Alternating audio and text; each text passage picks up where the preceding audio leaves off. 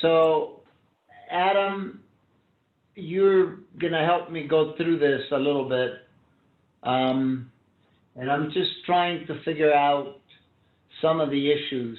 Did we have an agenda for this, Greg?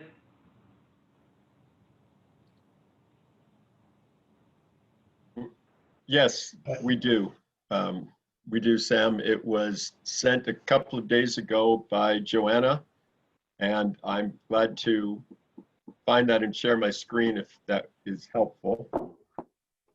That would really be helpful if you could do that.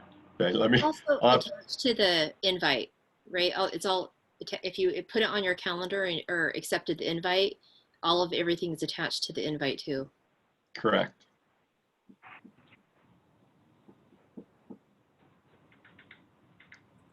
It's down, okay, the draft minutes, I've got it. Okay. You have it now? Okay. Yeah, I do. I'm looking at that right now. I would like to, let's start with the draft minutes from the September 17th meeting. Are there any edits to the minutes?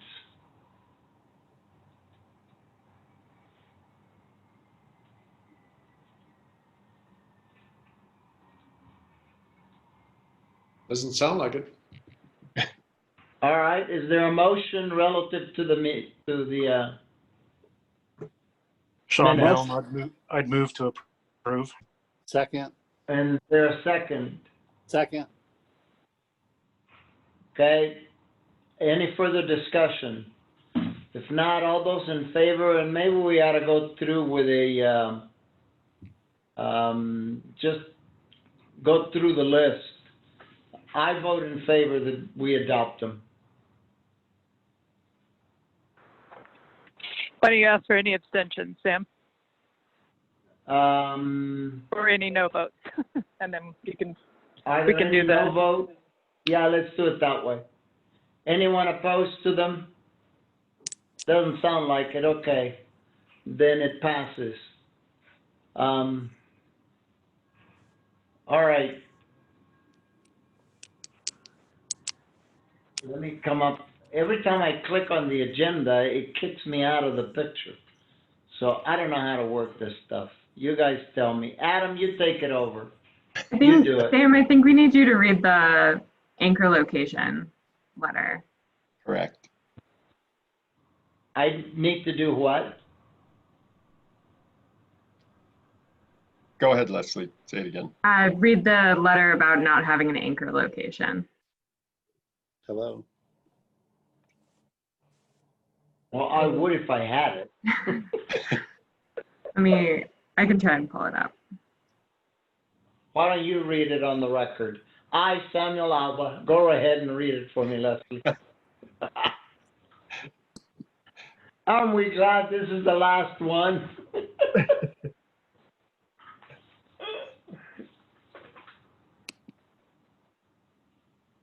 I'm looking for it myself right now.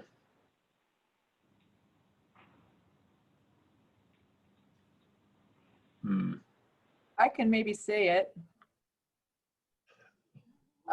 Go ahead and say it. Yeah. So due to the COVID-19 pandemic and the, There it is. okay. Thank you. Whoever's sharing that screen, I appreciate it.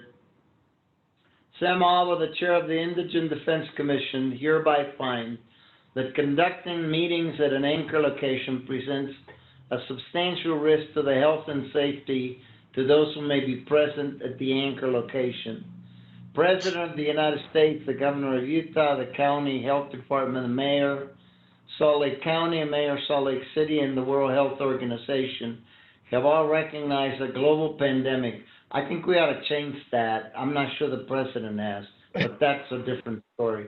Currently exists related to a new strain of the coronavirus, as SARS-CoV-2. This pandemic may be easily transmitted and it has spread globally, including throughout Utah. This has caused a state of emergency to be declared. The IDC will not provide an anchor location during this state of emergency, but will ensure the notice to the public contains information regarding how a member of the public may participate in an electronic meeting, This determination not to meet in an anchor location shall be valid for the next 30 days as well. Sam Alba is Chair of the Indigent Defense Commission. Thank you. Leslie, can you remove that? So with that in mind, we have done the introduction. I'm not even sure. I know the meeting was noted publicly, and I don't even know that we have anyone participating electronically. We're all participating electronically, Sam. No, but I mean any visitors other than those that are expected to be at this meeting, because it's We do. open to the public, right? Yes, and we do have visitors, or a visitor. Okay, I just wanted to do that. Okay. Item 4, Adam. I think I know this is an opportunity for all of us to speak positively of our current chair. And that may not take very long, Sam, but I think we want to give everyone. You know what? We're done. In the short time I've been here, I've certainly appreciated your leadership, and I've appreciated your involvement as I think we do for all of the commissioners. But I know Joanna and I have talked. She may want to speak too. We are certainly sorry to lose you. I know there was a lot of effort to try to continue to rope you into this, since you've provided great leadership for us already, and we appreciate that, but also appreciate why you would want to withdraw yourself from this specific role right now. So I will just open up if people want to make comments, and then not certain if Joanna would like to talk about incoming chair options or not, but I certainly would like to let everybody make some comments. Most of you have been here longer working with Sam than I have. I appreciate your comments, Adam. Thank you very much. I think it was remarkable how you were able to participate and still be on the golf course as often as you were. You know, I didn't have the ability to post a background whenever I participated, Walter, but thank you. Let me just make one comment. When I graduated from law school, many years ago, in 1972, after I passed the bar, I went to work at the Federal Public Defender's Office in Phoenix, Arizona. My boss was a guy by the name of Tom Karras, whose Federal Public Defender badge had the number 1 on it. It's a program that had just been established the year before I joined the office. So I was weaned on the defense side, and the issue of the Sixth Amendment and representation of indigents has been near and dear to my heart throughout my career. And I've really appreciated serving as your chair. This has been an incredible year for all kinds of reasons. You know, me reading that first letter to everybody here, notwithstanding, one of these days we'll have that behind us. And hopefully we can meet again in person so that we can talk about the pressing issues dealing with the Sixth Amendment within the state of Utah. But it's been a pleasure serving. I've really appreciated it. And I want to express my appreciation, especially to Joanna and the staff, for all the help they have been throughout the year. Anyway, enough of that. Let's get on with what we need to do. Joanna? Yeah, you know, it's funny, you ask your staff to run a meeting and here you are, you end up talking about it. But that's okay, Adam, Greg, and Leslie, and Katrina. I know you could do this if you really wanted to. But I've worked with both you and Michael as chairs, and you've both been phenomenal. And your background in these issues that we're working on is tremendous. And it has truly allowed me to ride on your coattails, right? You two in particular, have been working on these issues for, I don't want to say millennia, but decades before I came onto the scene. So it's great to work with you. And what I'm most excited about is our new chair nominee. All my kids are going to be quiet in the car. Our new chair nominee and her experience as a county commissioner and city councilor and on the pretrial services committee, because she's proved to be maybe the fastest study among all of you about the issues that we're now facing. So I will let Adam talk about Commissioner Kamalu, and then Commissioner Kamalu, you can brag about yourself, and then you'll all vote her in as the next chair, I hope.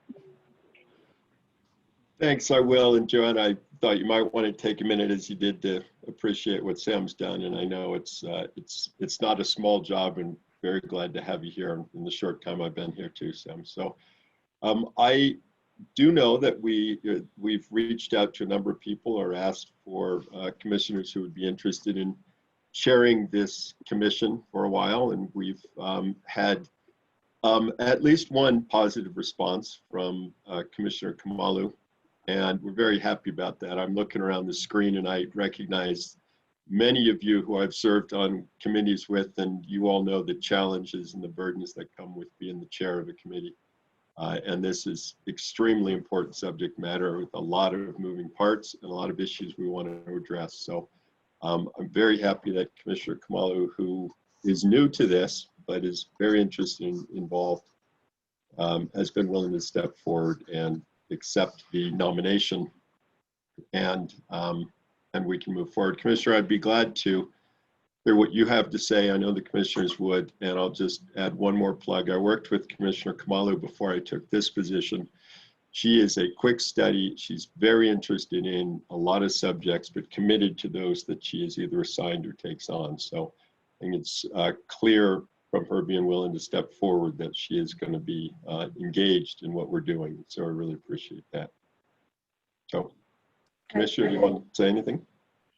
Yeah, you know, it's a little intimidating, and also just affirming the trust that some of you have in me, and it's not lost on me. I am certainly new to learning everything about criminal justice. You still say words that I don't know exactly what they mean, but I am learning quickly, and it does very much interest me. Sam, I'm grateful for your good example in the time that I've been a new commissioner. And Alba, like, I've been trying to figure out your background, and then you must speak more than one language. Is that true?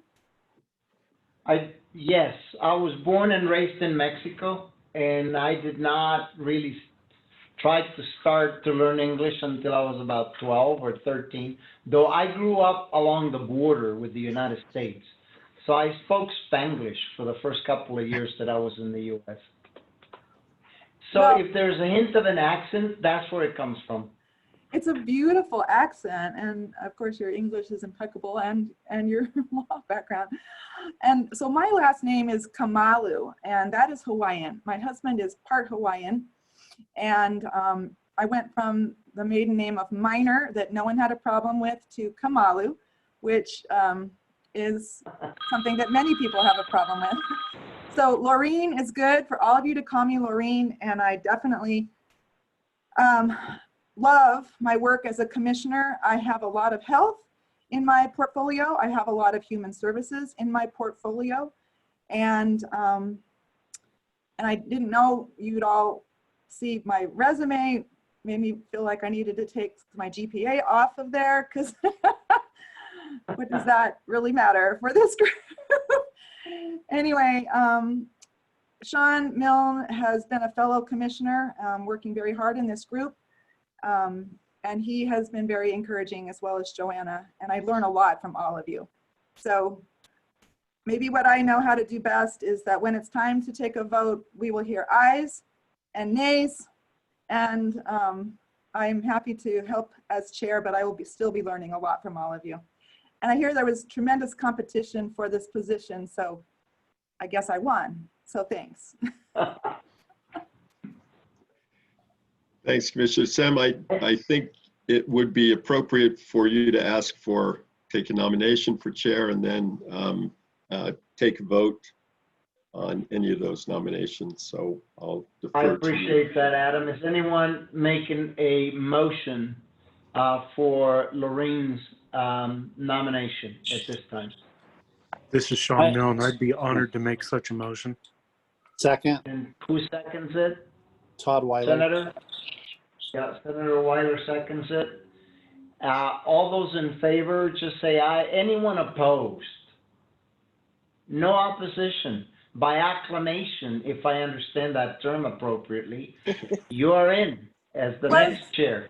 I know exactly what acclamation means, and I do think that that's what it was. Right, Todd? You know, English is a second language. I'm still trying to learn the term. You're doing great. You're doing great.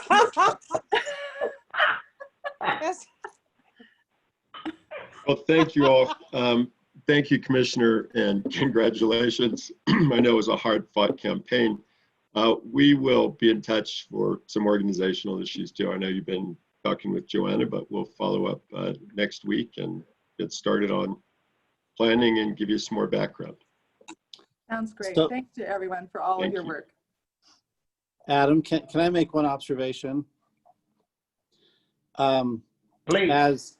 As our beloved Sam Alba was reading the statement at the beginning of the meeting about COVID-19, I just really thought about how everything's come full circle since he took the bar exam in 1972, because I'm thinking with COVID, we could have law school students today taking the bar exam on a tablet, not unlike Sam taking it on a stone tablet back in 1972. You know, using the hammer and chisel was really hard. What used to take 2.5 days for the bar exam took 2.5 weeks. Yes, I can only imagine. Thank I you, Adam. appreciate the lead. I appreciate the lead into that joke, Senator Weiler. Took some setup. All right. Well, we have some other matters that we need to address. Let's see. I'm going to turn to Joanna. Kind of lead us through a couple of things on here. And I will turn to Adam Troop. Thank you, Sam. All right, Adam. So I don't have the agenda pulled up in front of me, but as I recall, the next piece is discussing the grant program redesign. Is that what you'd like to go to next, Right. Sam? Okay. Yes. Give me a moment to share my screen as I find this.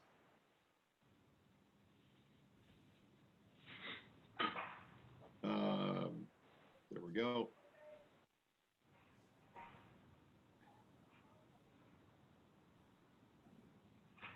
All right, so we do intend this to be a discussion item, but I have put together a PowerPoint I want to work through a little bit, and we can have interruptions. We also have space for discussion at the end. So let me get started, and we'll see how people want to carry it forward. We are coming to you to talk a bit about how we define our goals and set some priorities. And we started this as a staff a little while ago, recognizing that given the progress we've been making and the developments we've had, we really need to figure out where we go from here. What do we do first? As you know, IDC started 4 years ago. Many of you have been involved since then, before then. We've taken on a lot of responsibilities and a number of tasks that we've picked up. Most recently, obviously, being to create an appellate division that supports the smaller counties around the state. That leads to additional work, ongoing and increasing expectations, responsibilities. And in addition to that, what we've been pushed forward by recent events is the recognition that we really need to define top priorities and set some top goals. We have had a number of things come forward recently, a request from the legislature for us to come forward and explain our priorities and to tell them what we'd like to fund, where do we plan to go, where do we want to go. Joanna's taken on that responsibility, obviously, and she's carrying forward with meetings to put in front of the legislative committees next week, which really forced us to answer some of those questions, which is great. because we've also been pushed on that by a couple of other recent events, right? We had funding cuts that we had to take and that threatened our current commitments. We have uncertain funding for the future, and we've got to figure out where we go and what we do in addition to responding to immediate needs. So obviously, stimulus prompts a reaction, and the other piece is that new staff do lead us to have new perspective and take some new perspective. And so we sat down to talk about if our goal is improving indigent defense, how are we going to do that? What is the top priority among the long list of issues we need to solve and new expectations we get? We recognize time is finite, but responsibilities grow, and so we are wanting to prioritize. With Leslie Hewitt's help, Howard's help, we decided we'd do a pretty detailed discussion and process to figure out what our current goals are, what everything is that we are trying to do, and where the greatest needs are. What do we want to change most, what's going to be most impactful? And we recognize that every problem we work on is important, but what's going to be our first step? So we got together, identified needs, and set priorities based on, or set priorities for discussion, and carried forward from there. And I want to call your attention to the chart on the right side of this. That's not a stock photo. It's actually a portion of the process that Leslie led us through and the information and ideas that we all developed. We didn't put this part in front of you because we thought it would be painful. And anybody who wants to sit down and walk through this with us, we'd be glad to set up a specific time. I'm sure Commissioner Kamala will want to do that soon. But regardless of that, it's probably been a real positive process, and we are able to get to a point where we can decide what we want to do as priorities. How are we going to make biggest impact? What's going to be our message for for the legislature? It came to the question of what should we do to emphasize, what should we emphasize in our grant process? What do we want to emphasize to the legislature? What do we emphasize as our activities? We obviously have the ability to impact indigent defense systems through several mechanisms, right? One is grant funding, one is public policy and how we support or drive or guide that. And then the last part is our activity. The work we do obviously helps determine whether or not we can move forward to improve systems. As we went through this, we also looked back to the past, and we thought about the fact that over the first 4 years, especially over the first couple of years, as many of you know, we had to go out and find people to apply, find people to ask for grant funding, and encourage them to participate. We identified we rather asked them to identify what their priorities were. We asked them to look at their system and see what the needs were. And I know Joanna's staff and other commissioners gave some guidance, certainly, but the reality is that we were allowing locals to define what they thought they needed, and that's what we ended up funding, right? Those were the requests, and that's where the funding came from. So this approach worked for a while, obviously, and we went from 0 to a significant number of participants and grantees in counties and cities. But now that we're more popular, I think we can start to ask what we do to direct those applications, what we do to direct the systems to improvements. And as we think about that, we can use grant direction. We can use the format and the grant expectations to help direct that. Again, we come back to the question of what's the first priority? What do we tell them if we're going to set expectations? What do we want to start with? As we work through that, we realized we didn't have to recreate anything, right? We don't have to come up with a brand new set of priorities or principles because we already have core principles. And as all of you will probably remember, those took a lot of effort and time and thought to develop, and they each build on each other, right? We have standards that are set for the system by those core principles. They're aspirational, but also direction. And we start with the first one, which is principle 1. Everything else really builds from that. And that is the idea that the organizational capacity of a defense system is important to ensure that they're able to comply with the other principles, right? A structure of an organization that's solid helps as it builds it, helps when you want to build a foundation. You want to build on that foundation. So we recognize all the principles are important, but we should start to build on the first priority.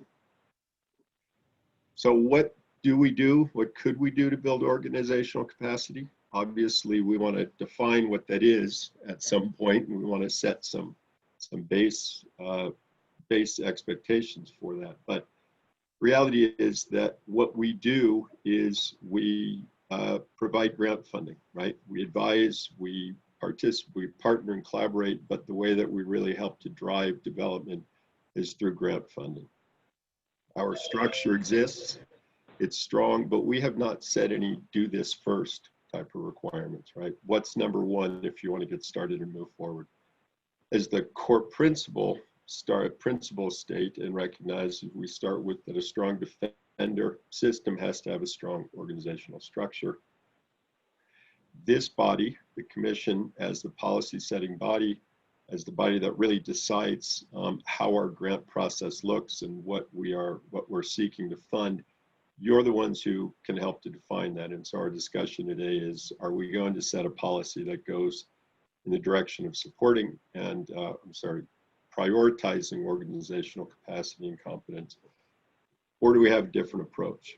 So obviously we're coming today with the proposal, and what that is simply is to recognize that we have a current grant process, which is strong, and we've continually developed it and tried to adjust to new needs and improve. But what we'd like to suggest as we go forward in the next phase, again, recognizing we're now in a position where we can say, thank you, we want to keep working with current partners, but for those new requests or new partners, we have certain expectations. So the idea is based on two different options. One is that we have additional funding. The other is that we don't have additional funding. So if we're assuming we have additional funding the coming year, what we would suggest is that all new grant funding would be directed to build organizational capacity. So if there's no new money, we would honor our existing commitments, and we would also recognize that where a strong organizational structure already exists, that system may be able to request funding to supplement that and to strengthen it, but it still requests that they focus on how they build their capacity.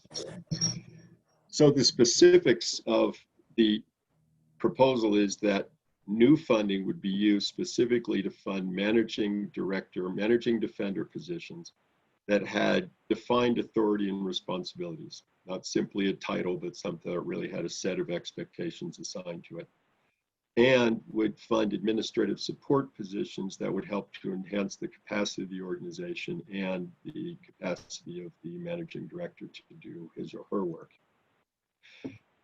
So if we look at what that means, though, we talked about responsibilities and expectations. And if we look at that, we have a number of these people in these positions already around the state, and they're holding a significant number of responsibilities and taking on tasks that really do support a structure as opposed to just individual legal activity, right? So you can see the list, it's lengthy. There are people who are doing more, but I call your attention to a couple of them that I think can help systems develop and help us move forward. One of those is that the managing defender evaluates system and attorney performance annually, right? Oversight, asking for accountability for the legal work that's being done. And that the person would have a reduced or no caseload to ensure capacity for management, right? As those folks who are doing this work already know, there's an awful lot that goes into, awful lot of time and effort that goes into simply managing the organization. We have people on the commission meeting today who can testify and state that that's the case and that they have a lot of responsibilities. I think we all know that's the case. The other piece is administrative support, right? The fact is that every manager needs some support to carry on other tasks and help them manage or have more time, more capacity to do the other work. And these administrative support positions are already existing in some systems. And I call your attention again to a couple of them. If we have support for assisting and assigning caseloads, identifying conflicts, determining who has a heavy caseload and who has a lighter caseload, we move forward in not only understanding what needs are within the systems, but also being able to identify where we can best put funding support, grant support for systems that are aware of the information but have identified the need. And then ensuring data accuracy, timely reporting, grant compliance.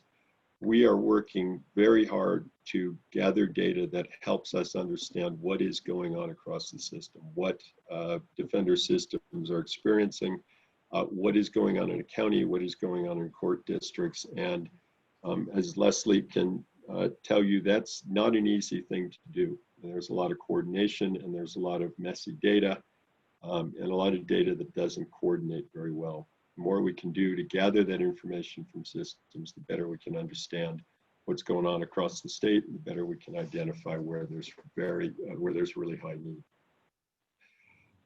So this is obviously not a new idea. We have systems around the state that are taking this on, that are building the structure. We have single county systems with managing directors spread across the state.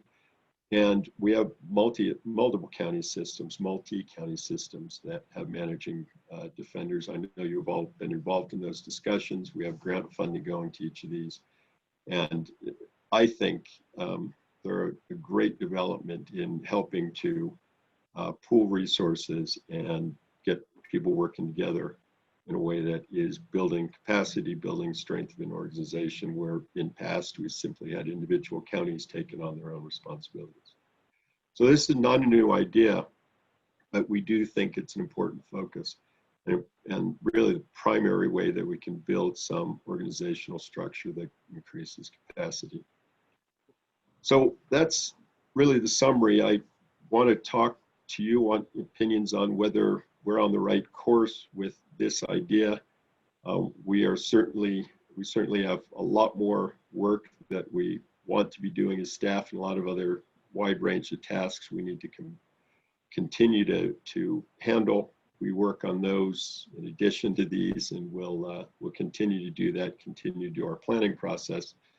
But the first question we have for all of you is, are we on the right course with the idea of putting organizational capacity as a top priority for going forward with the grant application process, grant funding process? Obviously, we've got a new grant phase starting soon, and we want to communicate a clear message to the grantees and the other partners.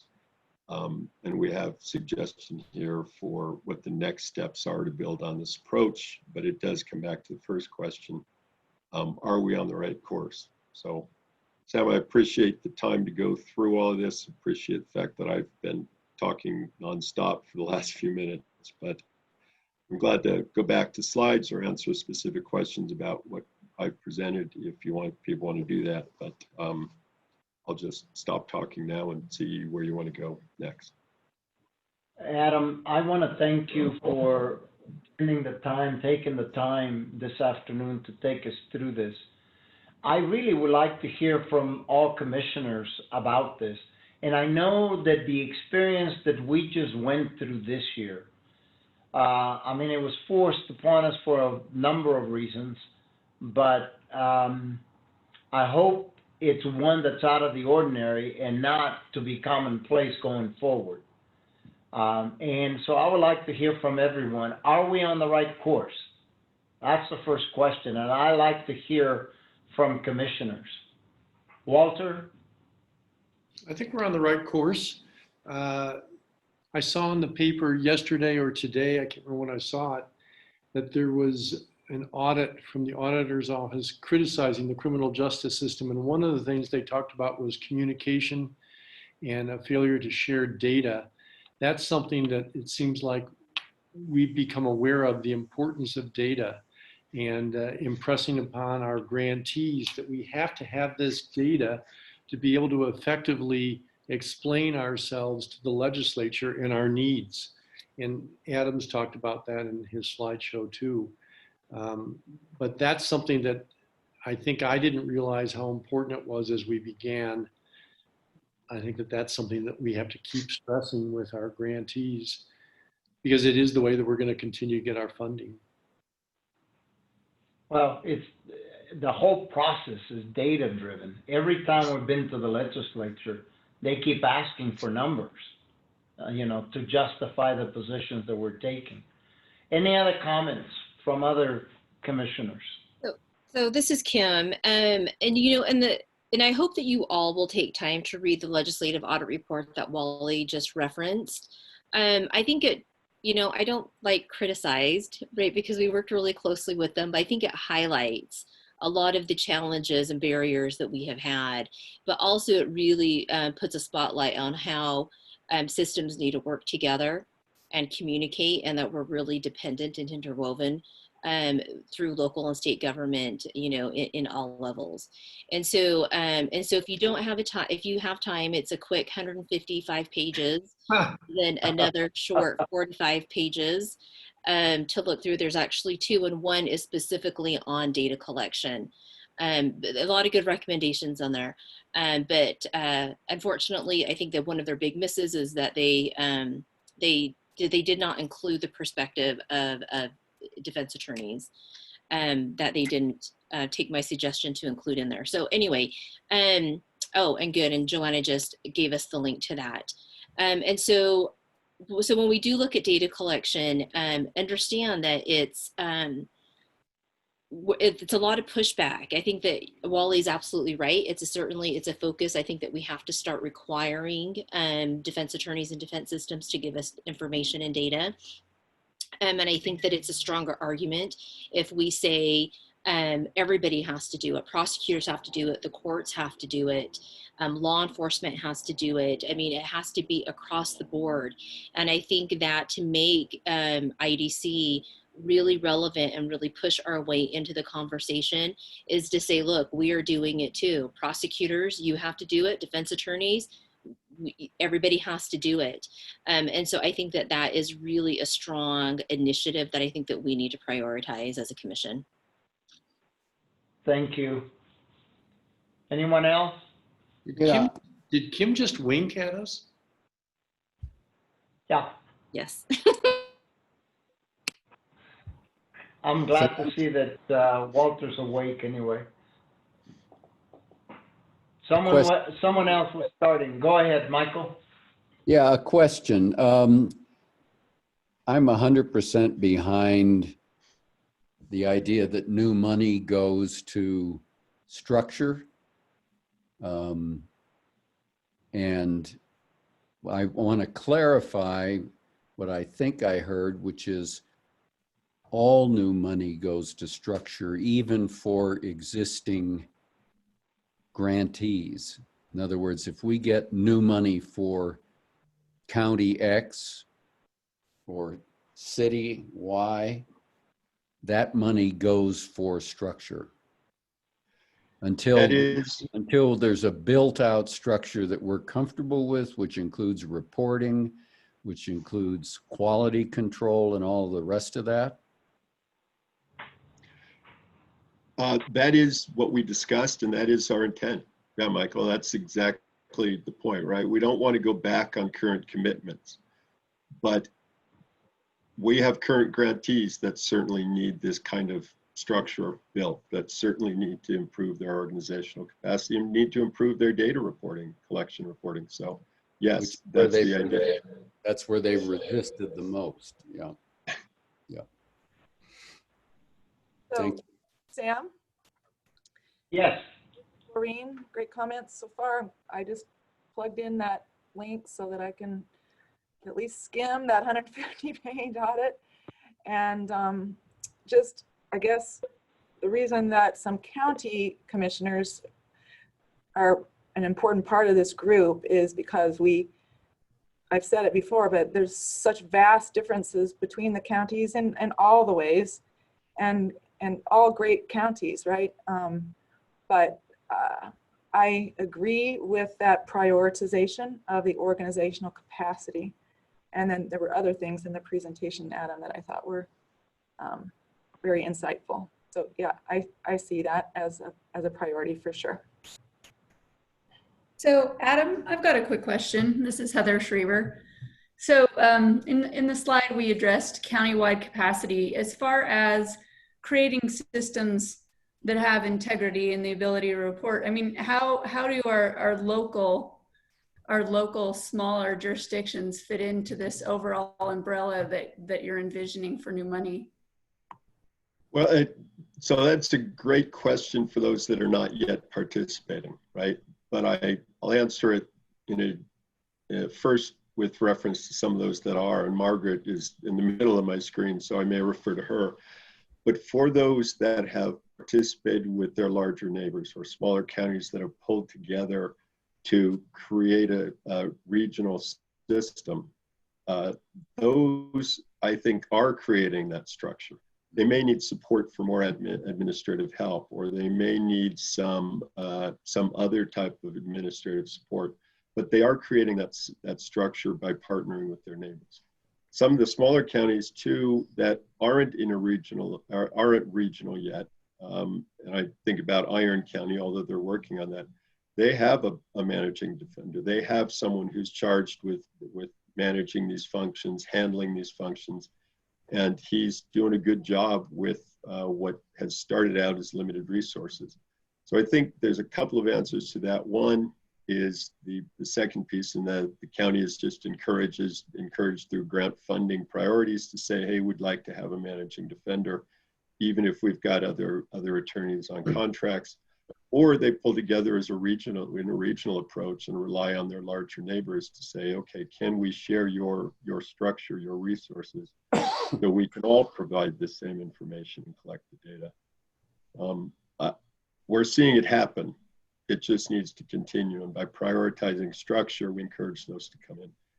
Sam, if you don't mind, Margaret's in the middle of that process. And I know other counties, I see other counties represented who are doing it. So if she wanted to make any comment, it might be helpful. Well, we certainly have been in the process of it for several years, initially with UAB and then San Pete and or Millard and San Pete, and now perhaps Wasatch. And, you know, one thing about an organization that's grown as fast as ours is you run up against matching, administrative and necessary structural supports in order to make sure that each of the core principles are being effectuated the way that they should. I think the question that we're also asking ourselves as an organization, and I think that we need to ask as an IDC, given our statutory directions and mandate, is what does regionalization mean ultimately? You know, if Utah counties that, working with our neighbors in the 4th District and San Pete County are at, level 1, is there a next step? What is that next step? How do we take it? What are the cost benefits of taking it? And so I think all these questions that we're certainly asking ourselves, and a big one for us is, do we have enough structural support to ensure that the work is being done, in all of our counties at a high level, including data, including good structural supports and oversight, so that we can do the work that we need to be doing, with adequate, structure around it. Even though we like Salt Lake have a formal structure of the Utah County Public Defenders Association that sits at the heart of what we do. Nonetheless, there's still a lot of work to be done. But it's exciting work. Can I add something to that, Margaret? I didn't mean to cut you off, but going back to Heather's question, I think Joanna joined the meeting. One of the reasons this is crucial is the fact that legislators are going to ask questions about what funding should go to and how much we need. I don't know if you remember, there was a recommendation from the fiscal analyst assigned to cover the IDC realm and CCJJ of an upper level of $20 million going to IDC for public defense funds. That is That's a great idea. I hope I see that someday. But in the shorter term, we're going to be asked the question of what do you do next? Where do you spend the money next? Those smaller jurisdictions, I think, are the ones that can come forward and say, look, we don't have capacity here. How? But we'd like the funding.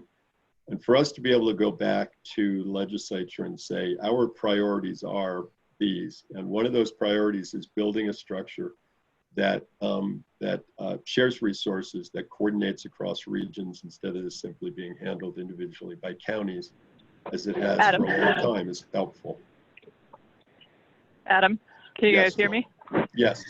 So I dropped off there for a second, but to answer Heather's question also specifically about cities, and I don't know if Ryan chimed in, but Ryan and Nicole Cottle in South Jordan and West Valley City have made local changes, even just to contracts, to require reporting to someone in the city who is not a judicial or prosecutorial in either of those positions. Just getting that reporting, right? What are you doing with our money? How are you providing indigent defense, Heather? And I think that's the first step for smaller jurisdictions, especially the cities, which haven't historically necessarily had that accountability. And that starts on the path towards more infrastructure and organizational capacity, right? Because you know what you're paying for. So even without money, you can make those simple changes. And Ryan and Nicole have really good examples of contracts, and we can help you with contracts. And we've done that with other cities as well.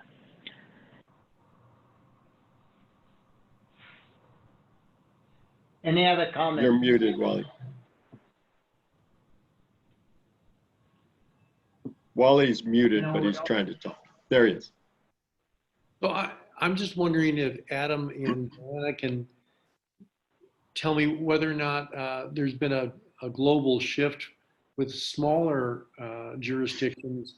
In the beginning, it seemed like we were walking on eggshells around some of the smaller jurisdictions and some of the counties that didn't have funds and needed money, but were, I think, resisting having any sort of centralization. But at this point, don't you think that the people who have come to the table asking for money from the Indigent Defense, they recognize the need for centralization and that they would be the ones that can help to be advocates in front of the legislature to say that regionalization is what makes the most sense for the smaller jurisdictions and the rural jurisdictions? Aren't they now going to be our advocates, or is there still opposition to regionalization?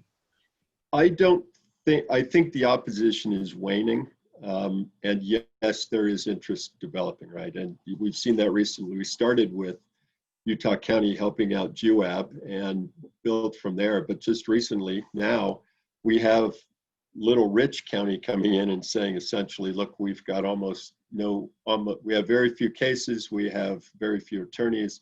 Let's partner with others who are in our natural region, right? Box Elder and Cache. We have a request recently from Wasatch County that's been really hesitant to figure out how they can start to work with Utah County. What could they do? Where do they start with their current contracts?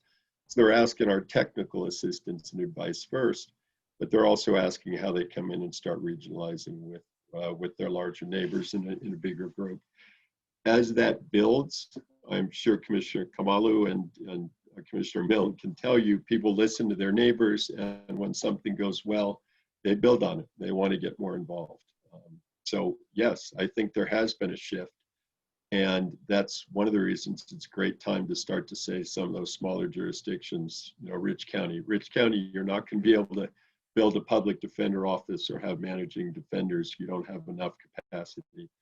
Partner with your neighbors, and all of a sudden you're sharing resources. So I do think there's a shift. I think where we are now gives us the ability to start pushing forward with these kind of ideas and then encourage others to come in too. So it's progress for sure. Can't we structure grants with some of the smaller counties that need our money to be able to enforce this kind of a mandate? Yes, and that's really what I think we as staff have envisioned. But Adam, can I answer Wally's question?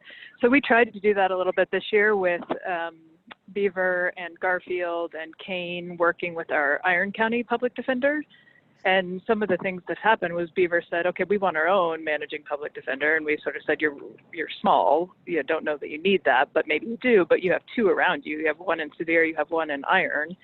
So maybe try and choose one of those. And that didn't go very far. And then with Kane actually, if you remember, applied for one of our grants to have the Iron County Defender manage their indigent defense, but one of the issues with Kane is that they have long-standing defenders. So the question was, how would they now be managed by an outside defender? And what we sort of talked about was the defender can help with reporting and caseloads and get conflict counsel there, right? Start small and then build up to more trust and understanding. But I do think it is not, I think Adam's right, it may be lessening, but it is still there. And I wonder if Lorraine and Sean, as county commissioners, might talk about some of those inherent politics that may be in the way and how we work with those, because I think that's also a variable here that we're going to have to face. And we see that actually right now also in Duchesne, with the Duchesne and Uinta grants sort of changing a little bit.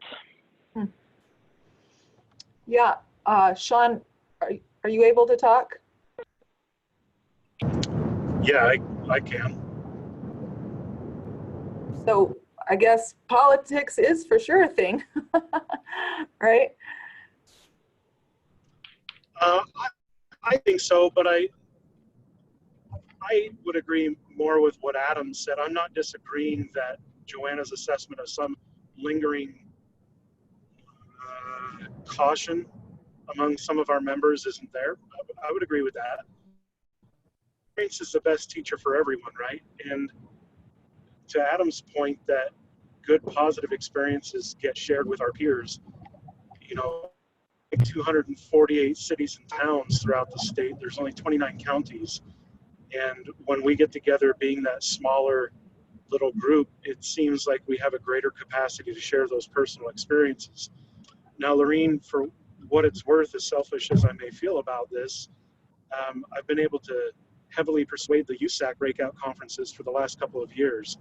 And I have intentionally kept this at least an item of half an hour or longer consequence within our breakout sessions so that Joanna and staff can get out in front of our peers. I would hope that you could be equally persuasive with whoever USAC determines. Keeping this subject in front of our fellow commissioners, I think, will be important, and it allows them, brings to mind and enables them to share those experiences. So I think it is very different than it was 2 or 3 years ago. And I think it will continue to get better with time. But and maybe this is where I'm a little bit geeky, but I really love the talk we've had of metrics. I've long said you can't improve what you don't measure. If you don't measure, then you don't know where you're improving things. To the extent that we know that argument's working with the state legislature for funding, I think it's going to work with our peers, both inside UAC and the league. As we have these better metrics and we're able to prove better outcome for indigent defense, I think that's only going to be advancing this cause better and quicker. And those are great comments. And I agree with everything that Sean has said, and he's been there longer to observe, but in my almost 2 years of observing the group, there's a wonderful opportunity with this smaller group of leaders in 29 counties. For sure, we do influence each other, and by keeping this topic and the outcomes and the money savings and just the better way of keeping the constitutional Sixth Amendment, all of that will hold sway with this group. And yeah, we'll have to make sure that there's a lot to it. It's pretty technical. When I looked around the room at the gathering of commissioners and council members that we had 2 or 3 weeks ago, people are in and out, and some commissioners work with the criminal justice more than other commissioners work with the criminal justice, right? And so it just will take a lot of repetition, I think, for all the different counties to continue to progress. Thank you. Are there any other comments on this first big suggestion that Adam presented. Sam, could I add one thing and then I'll get out of the way again? But with regard to Wally's question, comment, I think this structure, this idea gives the commission the ability to say no to people, right? If you're asking for funding because you want your own managing defender, you're really going to have to come forward and explain how you'll make that work with a small population, small caseload, et cetera. Why do you need that funding? Same with requests from current grantees. We have enough interest in enough counties and some cities participating now to be able to say, thanks, but come back to us with a better proposal, right? So, and that's all. Sam, sorry, go ahead. I agree with, and I appreciate all comments that have been made so far. I just want to present one other issue that I didn't see up there. I mean, I've been with this commission since the beginning, and one of the big reticent issues that kept being brought up by individuals who did not want to participate was any kind of suggestion that how are you going to guarantee funding the following year? And the way that we have lived through 2020 has been, you know, a tough real life experience. Those who had priorities and we had issued the funding to, we had to do it. And then we had to cut back on what we thought was going to be the funding for others, simply because the well ran dry and there was no funding to go around. But I know that was one of the big concerns for a lot of other individuals, either cities or counties, to even join us in this program. They didn't want to take a chance that the rug would be pulled out from under them. So I think this is one other area that I think we need to spend some time on how we address that. And I don't know that there's an easy solution to that, simply because we rely on the legislature to give us the funding, and that's year to year. If the legislative analyst, projection goes through, and at some junction we get $20 million, different story. But unless and until that happens, as far as I'm concerned, it becomes pie in the sky for a lot of them. I just want to bring that up for further consideration by everyone. The only way we're going to get 20 million is if we can show and demonstrate our improvements, though, right, Sam? And if we are able to get managing infrastructure out there, we'll be able to absorb 20 million a whole lot better also. Exactly. These are incremental steps in getting us to that level where we can be able to demonstrate to the legislature, hey, your 20 million is being used, and it's being used well and efficiently. And I think that's what needs to happen. But anyway, Ryan, you posed a question and I missed it because it went away. No, I just said I had a couple of comments and maybe a question or two. One, generally, I like this idea. You probably spoke to what I've been saying a long time just now. When year to year, I don't think we've ever been able to give grantees a sense that it continues on. I've said that from the beginning, and I've emphasized that. So that begs one question, Adam. You said that you want to honor existing obligations. What are our existing obligations past this grant year? Have we promised multiple years that we might have done more than 1 year, but I don't remember. I think we might have done one or two. And that is a great question, Ryan, because it is sort of every year is new, right? Yeah, and contractual obligations different than what some perceive as moral obligations or that sort of thought. Absolutely. I think, well, what we meant by that was to recognize we have structures that have been put in place. We have positions that have been put in place. we have expectations with the partners we've been working with for a while. So we would honor those, but that doesn't mean we're committed in any year to giving the exact same money for the same purposes to our current grantees. So, and I think Michael's question was, as we go forward, are we going to continue to fund something that doesn't fit with this priority or not? I think that's the question the commission will have to evaluate every year, but it's easier to start with the new money focus as we go forward. Agreed. Are we going to revisit at some point a plan of those counties? I look at Utah County and the magnificent work they have done in theirs, and they actually have grown their ability to do stuff as they've gotten more grant.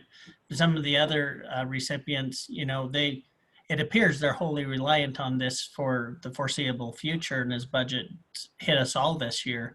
Are we going to relook at over time those positions we're funding and stuff, moving that money from the old way we're doing it to this new way of systems and not funding this person's social worker or that person's other thing, but funding the systems? Are we going to transition that, or are we going to consider these expectations we've created indefinite? So that sort of is set up for what our last question suggestion was, which is to create a smaller group to talk through exactly these issues. And I, you know, Ryan, you know this, that question has a lot of tentacles and a lot of different aspects to it, right? If things we're funding now that don't really support organizational capacity ought to be considered if we're really going to say priority one is priority one, right? So that's going to be our request at the end of this discussion is, can you give us a small group of people who would like to talk about this approach and how it impacts us as we go forward in future too. And I think, yeah, it was a question that doesn't have a good answer right now. I just, you know, from the beginning, I've kind of beat on that drum that I think recipients have to understand that we can only guarantee what we can actually guarantee. Expectations are one thing, actual guarantees are another. And there are some, like I would hold Utah County as an example of they've just done a great job at fulfilling both the system requirements and individual things. So we'd want to recognize that as we go forward. The second question I had, and this goes to kind of Kim's remarks, which I agree with, but one of the questions I have, are we looking that this becomes a model for those entities that have chosen not to take grant money?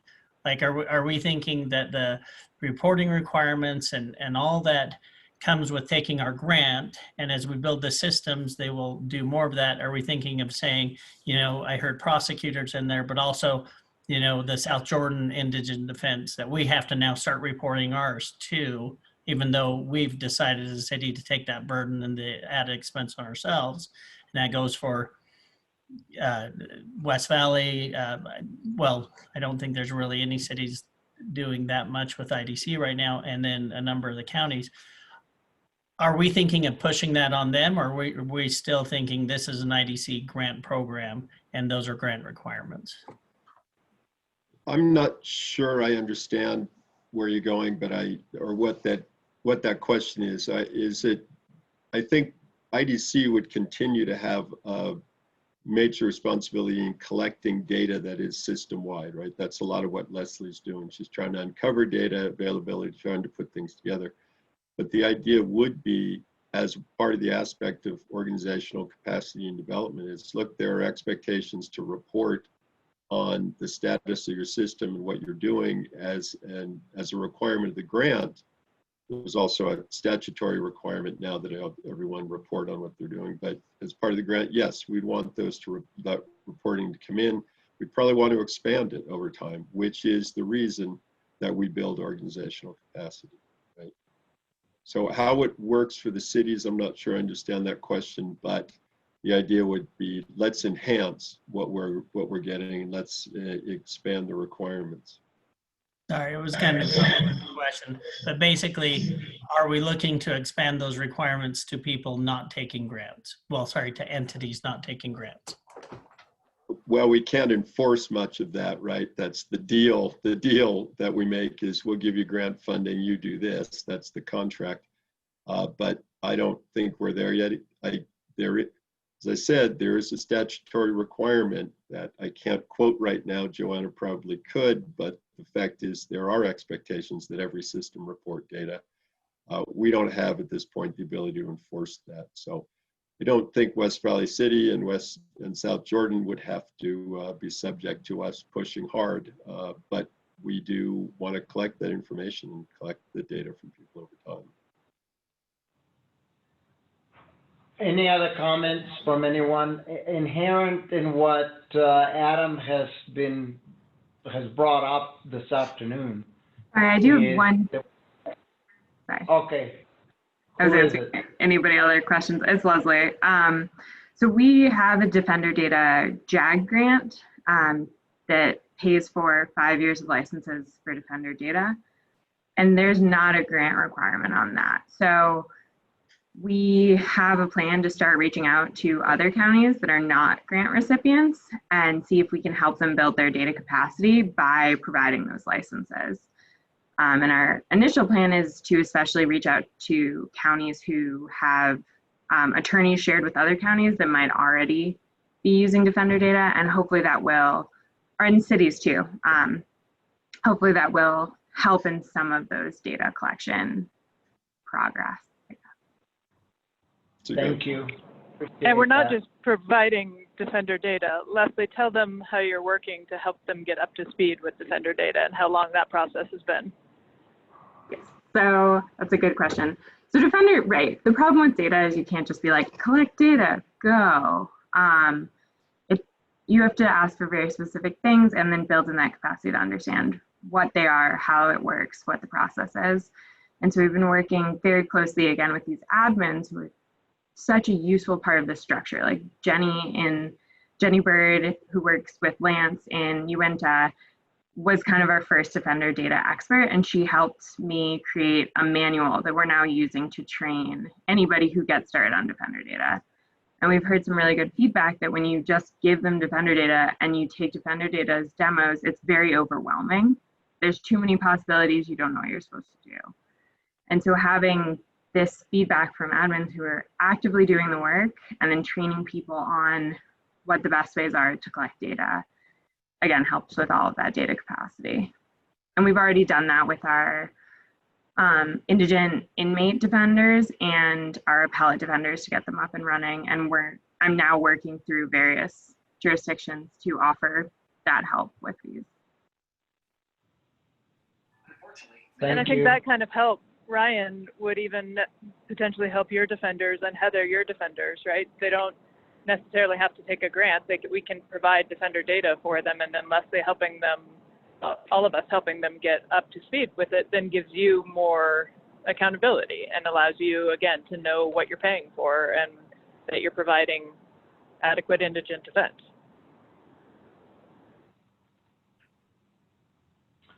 So I think I have a related question, Sam. Is that okay? Yes. Lorraine, go ahead. I just remember being really impressed when we went through the last meeting where they were ideas presented from the different grantees, and being very impressed with what one of them said about the possibility of group assets. And I know that Joanna saw the brilliance of that, and maybe you've already as a group done some of that. But does that fit into kind of what you're thinking, Adam, with this structure, or is that not so much structure? I'm sorry, I don't remember. You said group assets. Is that what you mean? That's not probably a very good term. What would be a better way? So Michael's going to say. Yeah, what was suggested was that something like defense resources, investigators, small counties can't afford them, and to give them money for it is either overkill or underkill, because if you give them an allocated amount, they may not spend it this year and they may need 3 times that much next year. So isn't this something that we could put together in the same way we talk about regionalization, intergovernmental cooperation, where a group of counties, say southwestern Utah, southeastern Utah, if you have a defender administrator for 2 or 3 counties. Why couldn't you also have money for defense resources for that area? And it may be, and this is what I kind of wrote in that note I put in the chat, that I know, Commissioner Kamala, that local government can sometimes resist cooperation or resist, losing some autonomy. Part of the challenge here, of course, is that the constitutional standard applies everywhere, and small entities, for all kinds of reasons, may not ever have the capacity to meet it individually. The people aren't there, the resources aren't there, the predictability of expenditure isn't there. And regionalization may be essentially a constitutional necessity if administratively we are going to assure the things that Adam's talking about: data collection, adequate resources, decent caseload burdens. That simply may not be possible to do in Wayne County, where I am right now, or in, any number of the non-urban counties. And the regionalization of defense resources falls right in that, I think. And I thought it was a great suggestion that came up. It's not something we addressed before. Oh, I think it was Uinta County, wasn't it? Or was it? might have been Box Elder, Box Elder, I think you're right. That's right. Yeah. but it was brilliant, I thought. So, Commissioner, that is. Go ahead, Joanna. I was just going to say that we can't really do that without a central connection point to the local entity. Right. We need someone who can say, this request is reasonable, we just don't have the funds for it, or the county's footing it 50-50 or something. We can't just fund willy-nilly anyone asking for defense resources, because we can't necessarily just fund defenders independently. Yep. And again, this is one of those points about what can the work group talk about? How can we explain what we're trying to do? And that's a good discussion. This is another good example. The reality is a strong organizational structure creates the understanding and the ability to use additional resources, right? LDA has a social worker available on their criminal side, specifically because they have a structure that can manage that and see how it's used. So yeah, Joan is right. We don't just give money out for resources, but if you build a structure and you can demonstrate what you're doing, it's a great tool. And can we talk briefly about the LDA and the PAM situation, who also have administrative support, but also ask us for a data coordinator for their systems? That would fall under that administrative category as well, right? So we'd be able to help the bigger, more organized systems with some of the additional needs that they have with this model, to help with reporting on counsel at first appearance or grants to LDA, and other things about their systems that we want to know. Yep.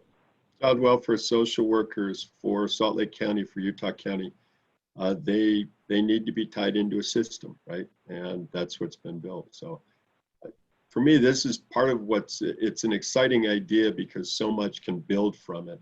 And when people pull together and have some structure that they can work under, they can create a lot more opportunities. Adam, let me make a couple of comments. I really like the input from everyone so far. Inherent in this, I see the following. Number one, your suggestion previously to have a small group to continue developing this, this would be appropriate. And if anyone would like to volunteer, and if no volunteers, then we can do a draft system or whatever. But inherent also in this, based on the application that we had for this last funding year, and that application needs to be totally revised to capture the information that we are seeking. And maybe that group can work with that in mind as well. I'm just offering that as, based on what everyone has said, some of the things that we need to tick off and address, and we need to address them quickly because the legislature is going to come into session and they're going to be wanting to hear from us in terms of next year and what it is that they expect from us. All right, so with that in mind, Joanna, you have a suggestion on how you want to proceed with this? I always love to have volunteers rather than draftees, but as your outgoing move, I wouldn't put it past you, Sam, to draft the unwilling. Well, I'm just figuring this is my last hurrah, so a lot of things could happen. Sam, Margaret, I would say, I think volunteer. we definitely need a city representative and a county representative for sure, and definitely a defender representative. So if we can get one person from our various categories, that would be especially helpful. Okay, I heard Margaret volunteer, and I appreciate that very much because your example with what Utah County has done with the surrounding counties is really great, and it could really help the discussion along. So, a city representative, Ryan, this is your opportunity to speak Heather up. was Judge, interested. yeah, Judge, I'll do it. I'll do it. All right, Heather, thank you. All right, county representative, Adam, you're in there. You gonna stay? Me? No, yeah, Adam. Adam is staying. I'm staying, but Lorraine and Sean would be county representatives. So whoever wants to do that, Lorraine. Well, I feel like I probably should, or else I'm not going to be a very good chair because you're going to, I'll fall behind again even more. So, so that's my sense of responsibility. Are you asking this is Pam. Yes. What are we volunteering to? Pam, we need you. I'm pretty Just say sure yes. I'm volunteering, but I got confused about what I was volunteering for. It's the small group to talk about how we develop this idea, how we guide applicants in developing their organizational capacity. So you would be perfect, and I did hear you say you wanted to volunteer. So okay, I agree. Roger that. All right, is that enough? I think that's enough of a small group. Adam? it's fine if others want to reach out. We're glad to have them, but yeah, it's certainly a good base. No, Sean said he's willing to. Yeah, Sean just texted and said he's good. I'll add him. And I think we'll bring in some of our managing defenders who are grant funded too, because they'll have perspectives that we'll really need on how yeah. Exactly. All right. Were there any other issues that we wanted to address today? I don't think it's an issue, but Adam, just one more thought, and it's probably just an obvious thing, but since I haven't been in as long, I don't know when something isn't maybe as obvious, but I liked the presentation, especially because it gives me a better sense of the history of the 4 years, and what you noticed early on and where we've come from or come to. And I think I heard Ryan say that the city where he works just funds it out of their budget, right? Is that what you were saying, Ryan? You fund the Indigent Defense Program. Did I understand that correctly?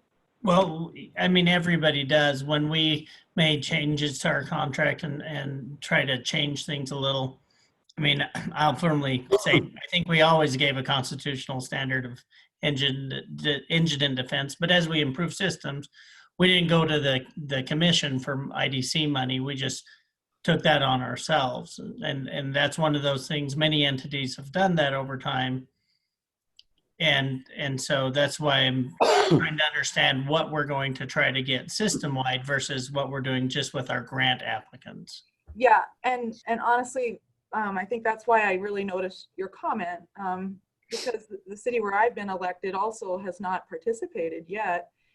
But the commission, I guess, years and years, over the years, it's just been something that they've been able to budget and it's been part of the budget. And so it's just such a good question about how it's been interesting just with my very first process to see that how hard it was for those who have come to rely on the money that they got, and how tenuous that is then if that money is cut at the legislative level.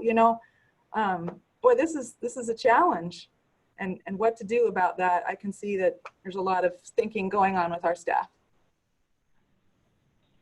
Yeah, and I might just add, Commissioner, that I think candidly, indigent defense is generally underfunded statewide.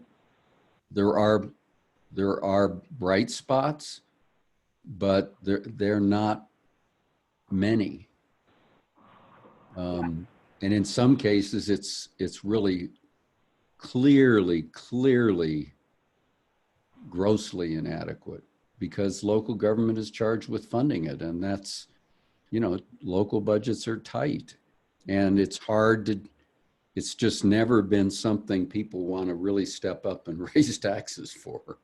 Yeah, I get it. I see that, and that is the big challenge. Yeah. All right. I don't have anything further. Joanna, anything more? Yes, of course. You knew I would. One final thing, which is to thank Leslie for getting us down this process, because Leslie, if you might remember, joined us in January. Adam started the day after Leslie. Leslie worked remotely for a month, came back, and then COVID hit. So we've never actually worked with Leslie in person, but Leslie has absorbed a lot of our information and what we're doing very rapidly, and came to me and said, what do we do exactly? And so she pried it out of my brain, got the rest of us to sit down to the table and make that sticky chart and get it mapped out in a way that in 4 years we've never done, because I have not had staff of this caliber to be able to do this, is what she was saying. We lost you, Joanna. Leslie, everybody was involved in it, and Leslie really drove the process. So if you ever need some strategic planning in your entity, give Leslie a call. She's great at it. It's going to hurt, but in the end, you'll come out with some ideas that you can work with that are much more focused and targeted at the goals you're actually trying to get to. So thank you to my staff. And new eyes to thing, and people who need to get that global picture and be able to map it out. I mean, I was straining my eyes to look at that little chart, but I'm all about getting a size that I can actually read. Yeah, we will do that. Yeah, that is pretty cool, Leslie. Okay. Do those of us that were on the selection or hiring committee with you, Joanna, do we get kudos for this at all with the Leslie? Absolutely, Pam. Thank you. Yeah, I thank you too. I've sent Joanna texts during meetings probably at least once a month saying, how did you get her here? So it's been pretty good. Thank you, Pam. It's a great final All meeting, right. Pam. Do I have a motion? I'll entertain a motion if we don't have anything else, Joanna. I'm good, Sam. Thank you very much.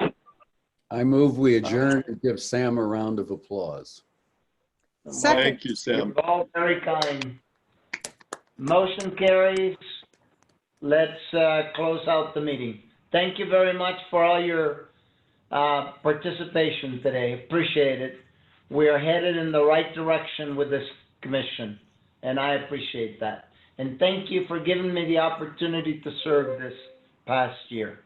Appreciate it. Take care. Thank you. Stay Thank healthy. you, Judge Alba. Thank you. I still want Brent. to meet you in person, Judge Alba. I still want to meet you in person. Don't forget that. I'll make an effort. I'll go in there sometime. I'll continue to be on the commission. All right. Thank you.